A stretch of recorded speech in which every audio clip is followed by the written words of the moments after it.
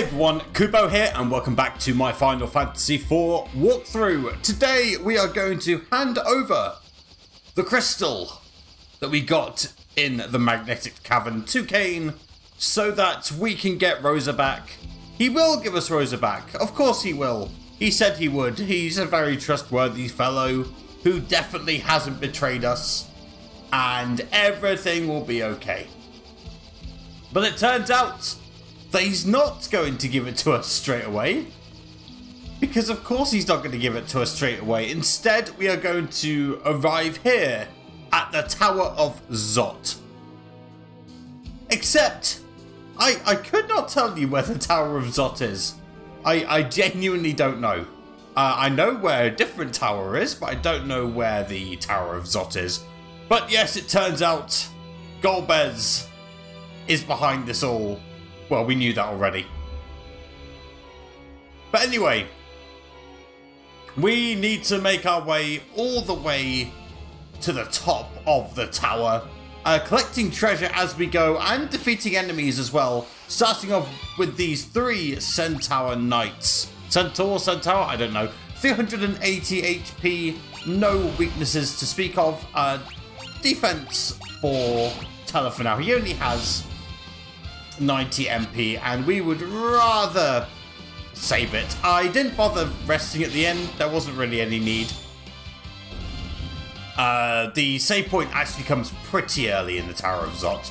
But there we go. The Centaur Knight is done. There is one treasure chest we can pick up here. The Flame Mail. A very interesting piece of equipment. If we go here. Yeah. Big defense boost. But it's weak to fire. Resistant to ice, great. Weak to fire. That's a big deal, and we won't be equipping it right now. We do have another new enemy, however, the Puppet and the Puppeteer here at the back. The Puppet has 256 HP and is weak to fire. The Puppeteer has 473 HP. If this is left alone, it will summon more puppets, and we don't particularly want that. A fairly common enemy, it has to be said, in the world of Final Fantasy IV. And by that I mean we'll see plenty of upgrades of the Puppeteer throughout. Another fairly easy encounter. Let's see here. We've got 1, 2, 3. We have 4 more enemies we can find. Let's see if we can find them before moving on to the second floor. It's not this one, I'll tell you that much for free. But we do have this, oh god, I don't think I can pronounce it. The Purple Bavaroise, I think is how you pronounce it. 105 HP, weak to fire. So that's exactly what we're going to do. Yeah, these guys can really hit. It's slightly unfortunate, but it is what it is. This should kill them. Remember that Flans are very resistant to physical attacks, so we're not going to bother with that. Okay, 3 more to find. Here we go, another new enemy here, the Cold Beast. 520 HP, weak to fire. So if we had any MP left over, we would attack with, we would use Teller's Viraga, but we don't, so it's fine. Has a rather nasty attack it likes to use on turn 2, as Teller just chooses not to defend. Very interesting choice there, my friend. Defend, yeah, but nothing special. On turn 2, it might use an AoE attack that will deal damage equal to, that scales with how much HP it's got left. But yeah, level 23. Let's go to the second floor. Technically, I've got more enemies to find, but honestly, I think we're okay. There is one treasure chest we could pick up here. We will get there eventually. Boom, there we go. Make sure that you have people in relatively comfortable HP. Give Teller an ether if you absolutely feel the need. And make sure as well no one has the Flame Mail equipped. You'll be sorry. This is the Fiery Hound, 1221 HP. Weak to ice, which means that, yeah, Young's can do a lot of damage. You also have that turn 1 attack, which can do a lot of damage depending on how much HP it's got left. So it's important Young gets his attack in nice and quickly. But yeah, Teller hits level 26. We also get the Flame Sword. Woohoo! That is the only chest you can get on this floor. Before I go any further though, I do want to find all the enemies we're missing. Otherwise they become fairly non-existent moving forward. We found one of them, the Ice Lizard, 480 HP, weak to fire. So we're going to get a Faragaran. And the Hell Turtle as well. Oh, completely missed that. 700 HP, weak to ice. So we'll actually get in the Blizzaga first. Sus can go for the front. Young can go for one at the back. Yeah, look at that. Young's doing so much damage at this point. And Sid's almost dead. That could be a problem. Yeah, that's the problem with using the Ice Lizard is... when the Ice Lizard's out, sorry, is that it likes to absorb ice attacks. But we should be okay from this point on. Items, let's change our equipment. Something really cool about this game is that you can change your equipment in battle. I want to replace the, let's see here. Yeah, I want to replace the Ice Claw I've currently got equipped with the Fire Claw. Let's now attack. Boom, much better. And there we go. Boom. Okay, so according to my list, I've only got one enemy left to find. Let's see if I can find it. And here we are. A quite rare encounter. The Gremlin, 410 HP, weak to fire. The good news is that Young should one-shot them. The bad news is that something bad happens when you use magic. Let's demonstrate. So, with Teller, let's just say use fire. Or use fire on everyone. Boom. So, not only does the Ice Lizard counter all magic with Blizzara, but the Gremlin counters all magic with Confuse. Yes, it is annoying. But yeah, all the enemies in the Gremlin group are like that, by the way, just as a heads up. For the Gremlin, if you're having trouble finding it, it can be found on the 1st, 2nd, and 4th floors, and it's the rare encounter on each floor. It's really annoying, but it is what it is. Okay, with that done... Oh, I've gone the wrong way. That encounter, by the way, was on the 1st floor. But yeah, with that done, we can now move on to the 3rd floor, where there is going to be another 3 enemies that we would like to run into.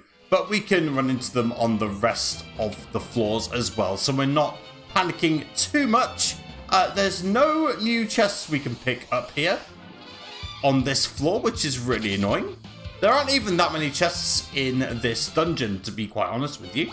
There's only 6, and we've got 2 of them. And all 4 of the remaining chests are on the next floor. But yeah, here's a new enemy, the Black Knight. Let's see here, 360 HP, weak to fire, holy, and healing. Yep, that's right. We can heal that guy to death, but also Cecil's sword is holy elemental. So life is pretty good. We'll defend here. And yeah, thanks to Young now having the fire claws equipped, he's doing a lot of damage. Cecil hits level 24, learned Esuna, which is basically an ability that can cure almost all status ailments. And Sid just gets a nice strength boost. Good for him. Okay, there are 2 more enemies we can find. It's not the 2 Black Knights. I'll tell you that much. Okay. Boom. 4th floor time. Alright, let's see what we've got here. But before that, a back attack. That's not the best back attack to get. Hopefully Teller doesn't die. Please don't die. Please don't die. Please don't die. Please don't die. Okay, good. Oh man, that was super close. Fortunately for us, Cecil... Oh no, I didn't mean to use Cure again. Luckily, Cecil has access to healing magic. Unluckily, he doesn't have that much MP as we get ambushed again. Jeez. We're not getting the best luck with these encounters. And I thought there was... I misremembered. I thought there was a save point earlier, but it's too late now. It is what it is. Okay, we've got the Hell Claw in that chest there, and on top of that, there is also something further down, but we have access to the Soldieress and the Sorceress. The Soldieress has 425 HP and is susceptible to Mini. If you want to cast it, go ahead. The Sorceress at the back there, 350 HP, no weaknesses. But yeah, you'll see that the Soldieress has this thing where she likes to counter physical attacks. Sid attacks now. Yeah, Soldieress will counter all physical attacks. Quite nasty. Yeah, if you really wanted to, you could mini her, but she doesn't have that much MP, so no one really cares. And the Sorceress, sorry, just gets one shot by Young. Okay. There is another chest down here containing the Flame Shield. Nice little upgrade for Cecil, but we don't really need it at the moment. We are done with all the enemies we can find in the Tower of Zot. My only qualm at this point is I really hope that we don't get another back attack or ambush. The good news is that the game auto-saves every time you go to a new floor, so it's all good. This is not the best encounter, but luckily running away in this game is super easy for the most part. Anyway, here we get the Gaia Hammer. Yeah, the Gaia Hammer is really, really good. We'll be sorting out our equipment very soon and you'll see what I mean. The final chest we can pick up here in the Tower of Zot is just down there behind some puppets and puppeteers. Thank you very much. Yeah, the Sage's Surplus, which is a nice little upgrade for our mages. In terms of our equipment, Sid, I would like to optimize. He will now have access to the Gaia Hammer, which is completely insane. Can't wait to show that off. We give him the Flame Mail simply because he could do with a bit of the extra tankiness in this upcoming fight.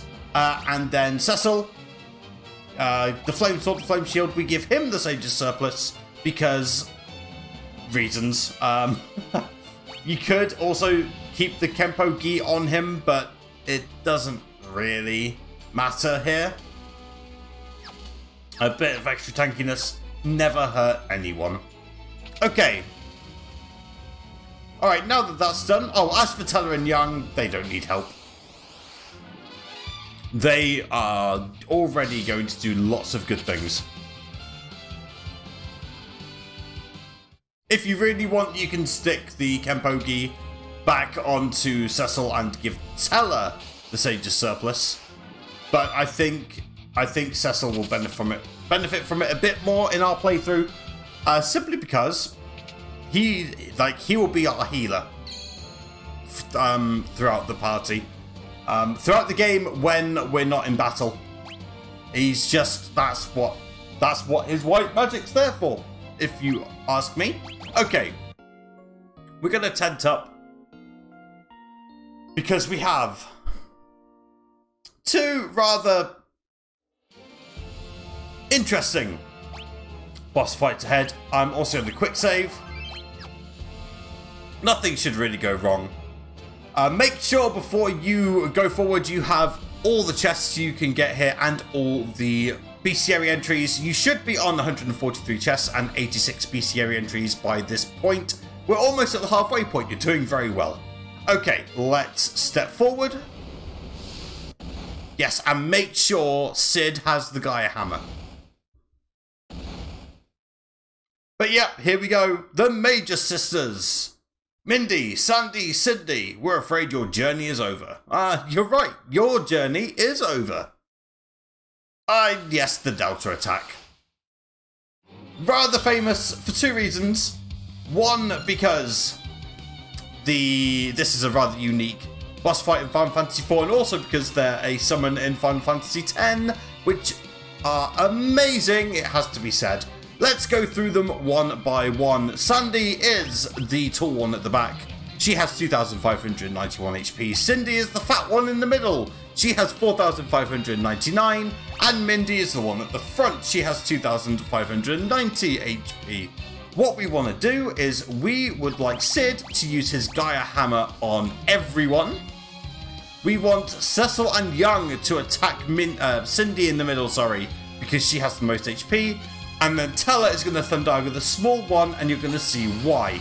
So, by using the Gaia Hammer, we cast Quake on everyone, which is kind of important.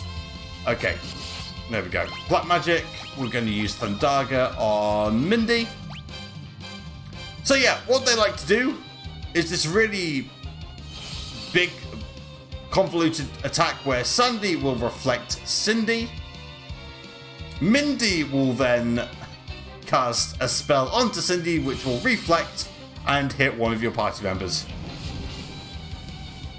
That's it. That's all it is. 2,266 HP is insane.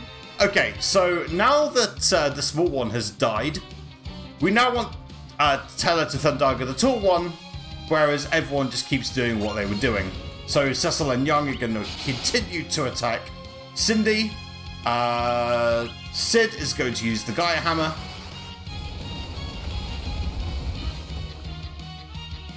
And Teller now is going to switch his Thundagas to Sandy, just making sure that Cindy is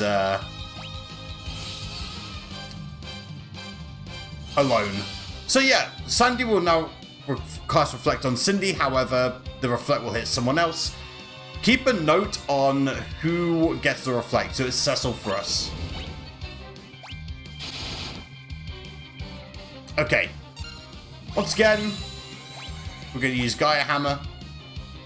And yes, unfortunately, if one of the sisters dies before Cindy, Cindy will cast Full Life to bring them back. Rather embarrassing, but it is what it is. Wasn't expecting Mindy to die in one shot. I'll tell you that for free. We're going to keep going here. Young's now going to attack. Teller is just super powerful at this point. Attack here. Items, Gaia Hammer, Black Magic, Thundaga again. Boom. Like so. Finally, Cindy goes down. Yeah, we got slightly unfortunate. So, yeah, another Delta attack, and Mindy has no one else she can hit, so she's going to hit herself. Whoopsie daisy. And that's the Magus Sisters. Boom, Cecil and Young both get level ups. Really good level ups, actually. Yep, Delta attack failed. I even messed up slightly and hit hit Mindy for too much. In an ideal world, sorry, Cindy dies first. But that is that. Alright. Let's head through and save Rosa, never mind. Maybe not save Rosa. Yeah, we need to give her the crystal. We need to give him the crystal. Here, take the crystal. Congratulations. Please give us Rosa. And Golbez is a prick. Kill him. Kill him. Kill him. Kill him. Go on, Teller. Get him! Even though you have no MP, you can get him. How is he casting all these spells with no MP? Let's just not answer that question, ladies and gentlemen. JRPG logic. As these two fight it out, I am just drinking my coffee. Now he can cast Meteor. Fantastic. Now is when he decided, yeah, you know what I should do? I should cast that spell that costs 9 MP more than my total MP pool.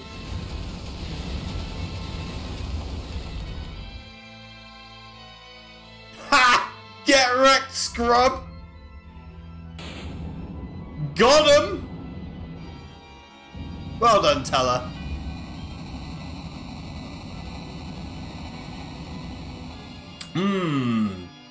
This coffee tastes like justice. How could he know Meteor? Well, he just knows Meteor, doesn't he?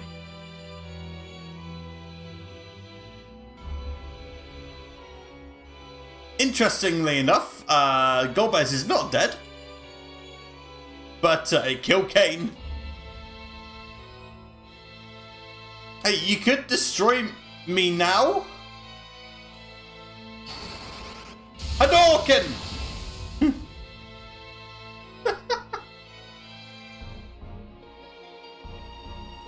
Yeah, why don't you finish me?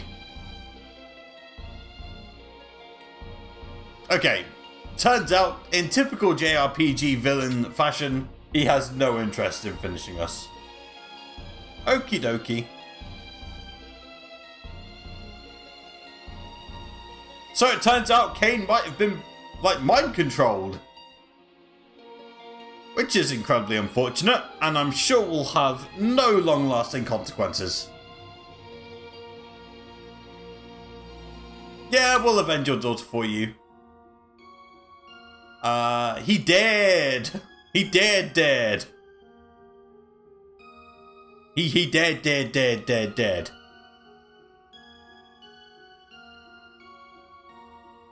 Hey, you know he's dead because he disappeared. No corpses allowed. Alright. Well, at least that answers the question, where are we going to bury the body? Anyway, let's talk to Kane. I'm sure everything's okay.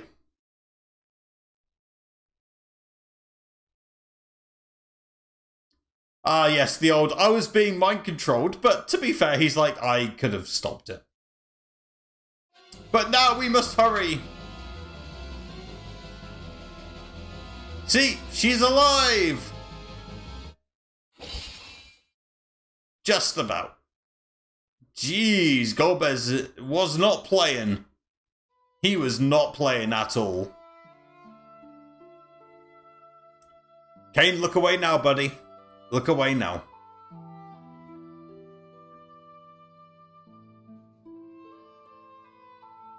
Okay, can we save the romance stuff for later?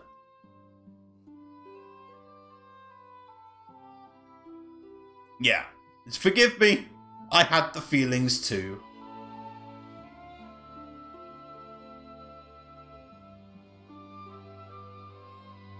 Well, time for Kane's redemption arc. I mean, he is the cover. He is the cover for Final Fantasy IV after all. Unless you're playing the DS version, in which case Golbez is the cover. Slightly annoyed that they changed who the person on the cover was, but it is what it is. Anyway, we do need to get out of here. We do actually need to get out of here. But yeah, we get Rosa and Kane back in our party. Life is good. You may be thinking, who do I put in the back row? The answer is, well, Kane. Kane's jump ability does the same amount of damage whether you are in the front or back row, which is pretty damn good if you ask me. We do have some things we need to do. Starting with optimizing Rosa. She will now have access to the Mithril Staff. The Gold Hairpin, which we picked up a lot earlier. Resistant to undead attacks and lightning. It's a very good piece of equipment. And she'll also get a Kenpogi, which is good for evasion. It's just a good item all round for pretty much everyone. It has to be said. Let's see, what else do I want to do? I want to give Young a very special item, which is going to make no sense whatsoever. I want to give him the Prisoner's Wear, because even though it massively reduces some of his defensive stats, it gives him resistance to sleep. Super, super important. And finally, with Kane, I want to give him a Kempo Gi as well for that extra bit of attack power. For that reason, and pretty much that reason alone. And I also want to give him a headband to prevent confusion, and also a nice little boost to attack and strength. Simple as that. Will be a very attack-focused party throughout the game, to be honest. Yeah, one more thing. Cecil, physician, heal thyself. Excellent. Okay. If you're feeling super uncomfortable, feel free to quick save before you take a step forward. Ooh, hiccups. And it's time to take on the third elemental lord, the Lord of Wind, BAA-BAA-BARBARICCIA. And yeah, Kane and BAA-BAA-BARBARICCIA just gonna get into a little discussion. And she's actually one of the toughest fights, pound for pound, in the game, in my opinion. Okay, BAA-BAA-BARBARICCIA, let's start talking about her. 8,636 HP, no weaknesses, and has a rather nasty ability, rather nasty tendency, sorry, to do some fairly hard-hitting attacks and just some annoying things in general. You may have noticed we've been picking up a fair amount of Hermes shoes. We're going to open up the battle by Cecil casting the Hermes shoes on himself. Yang will be using the Spider Silk on BAA-BAA-BARBARICCIA. She is very fast. We want to make sure she cannot do any of that nonsense. There's this really cool ability called Berserk that Rosa can do now. We're going to cast that on Cecil so that he's not only hasted, he's now attacking all the time for a lot of damage. On top of that, Kane, we want him jumping, and for Sid, finally, we want him to use the Bacchus Cider on himself. That's turn one. Yep, so BAA-BAA-BARBARICCIA will turn into a tornado, and when she's in this form, she will cast Tornado, and then she'll cast Ray, which will do something called Gradual Petrify. When this happens, if you're hit with 4 attacks that can cast Gradual Petrify, you'll be fully stoned. It's not really something you need to worry about that much, if I'm completely honest. Okay, Young is now going to hit as well. Berserk. Ooh, Young didn't do any damage there. Slightly unfortunate. Okay. Cecil doing 300. Kane's gonna jump. Yeah, Young's really doing none. I think I've got the wrong... might have the wrong equipment on. Okay, yeah, I think I've given him the Fire Claw, yeah. Might be a slight issue here, but we're going to just defend with Rosa for the time being. Ooh, that's a miss. Okay. Yeah, I think because I gave Young the Elemental Claws, he's just not doing that much. Which I completely forgot about. But just to show you that it doesn't really matter, I'm going to cure her here with Sid.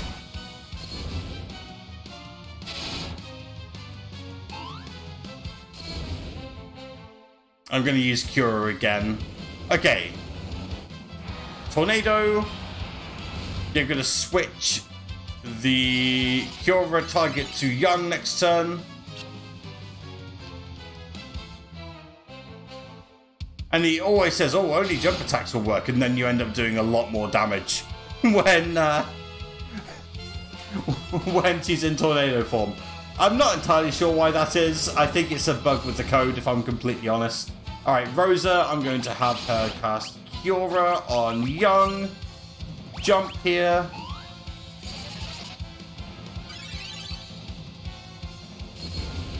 Okay, we're doing very well. Not really panicking at this point. Wow, Yang really is just doing like 100 damage. That's really unfortunate. We're going to go back into defense mode. Boom! There we go.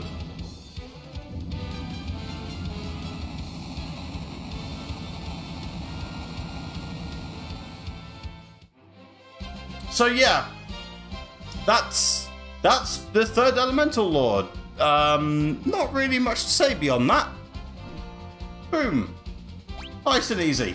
Oh, by the way, we gave Young the prisoner's wear. We didn't do it for that battle. We've actually done it for another one later on, don't worry. There is a reason why we've given him something that looks terrible on the outside. Yep, there is one more Elemental Lord to go. Don't worry, baby, we haven't forgotten about that one. Yep, tower's collapsing. We need to get out of here. We really, really need to get out of here. Luckily, though, Rosa knows teleport. Hooray! Good job, Rosa. Oh, yeah, just teleports back to Cecil's room. Jesus. Oh, dear. Go on, Kane. What do you need to tell us? Oh, yeah. Something, something crystals, something, something Final Fantasy. And turns out there's more than 4 crystals. Because there's light crystals and dark crystals. Wow. Okay. So, yeah, where will we find the dark crystals? In a dark place, probably. Well, Garbez knows where they are, so why don't we just ask him? Ah, turns out they're in the underworld. Which apparently exists. Kane probably overheard Garbez saying this when he was doing his villain speech to his minions. And if we get all 8 crystals, we can go to the moon. Oh yeah, baby. NASA's got nothing on us. But we get the magma rock, which is something that we need to use somewhere to open something. Really specific there, I know. But anyway, luckily Sid's here with his eternal / maybe slightly toxic optimism, and we can use a new airship. Oh no, we're going to use the current one because it's got autopilot. Okay, heard that one before. Yeah, but luckily we have to do it overnight. Yeah, sorry. Cecil is just not used to the JRPG trope of villain not finishing off hero. It is 1991 after all when this game came out. Okay, we are all set and ready to leave Castle Baron and make our way to the underworld. But guess what? We're going to do that in the next episode. Thank you very much for watching. As always, don't forget to like the video and subscribe for more Final Fantasy content. It really helps with the algorithm as well. But in the meantime, take care of yourselves, stay safe, and don't do anything I wouldn't do. Bye-bye!